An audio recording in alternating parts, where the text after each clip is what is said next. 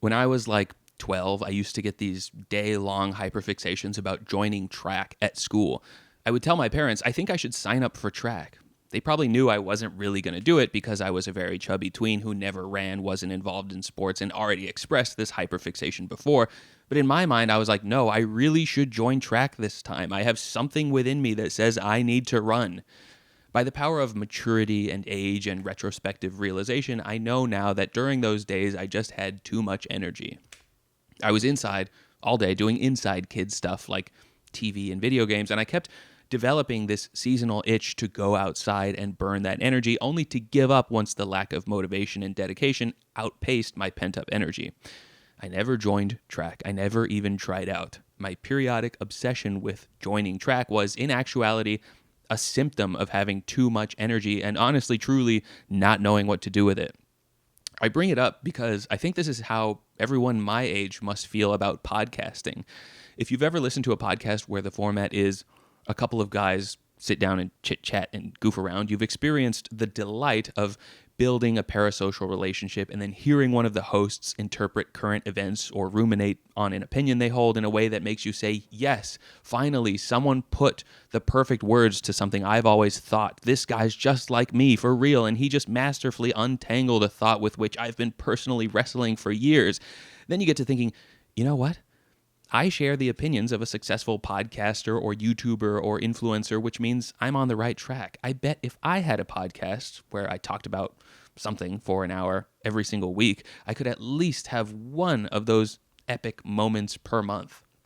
Through the power of chattering about anything and everything that comes to mind for hours on end, I honestly think that I'd uncover some profound or hilarious or profoundly hilarious way of talking about some topic. I think this idea that you could pan for gold by talking for an hour every week is a lot like those times I insisted that joining track is what I needed. It involves the same gradual buildup of energy or potential and suggests what I need to do is commit to a drastic lifestyle change, not to address the immediate excess of shower thoughts that exist within me at this moment. In the same way that 12-year-old me needed to go outside, not join track, I think we're all better sitting down to write something instead of thinking about starting a podcast. This conclusion does suck. It's obviously so much easier to riff with your buddies than it is to sit down in a quiet place and try to untangle a messy bundle of loosely connected ideas and opinions into one smooth perspective. And on top of that, I think if you do find a way to monetize your opinions in the way that I have, distilling it down from 1 hour of rambling to 5 minutes is significantly less profitable. But the non-monetary rewards are so much greater if what you're really after is a consolidation of a true feeling or opinion. I constantly sit down to write about my mind-bending takes on a matter just to realize there's nothing of value at its core. But sometimes I do strike gold. Who knew I had so much to say about visiting Las Vegas that I would struggle to cut the script down into just 1 hour of material?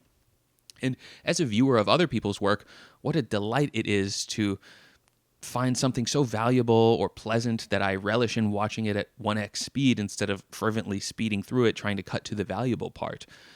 This whole thing might be predicated on a feeling that most normal people don't regularly get, but if you do find yourself with that itch to produce work that connects with a stranger, quit making grand plans and just start writing today. It might come out horrible. It might have nowhere to go, thus motivating you to start a blog. It might turn out to be a rant performed in front of a big green sheet of paper. But in my experience, that feeling of refining your perspective into something that can be documented, revisited, and shared is a wave of relief, more deeply satisfying than crossing 1,000 things off 100 to-do lists. Excuse me, I need to go buy a cigarette. Whew.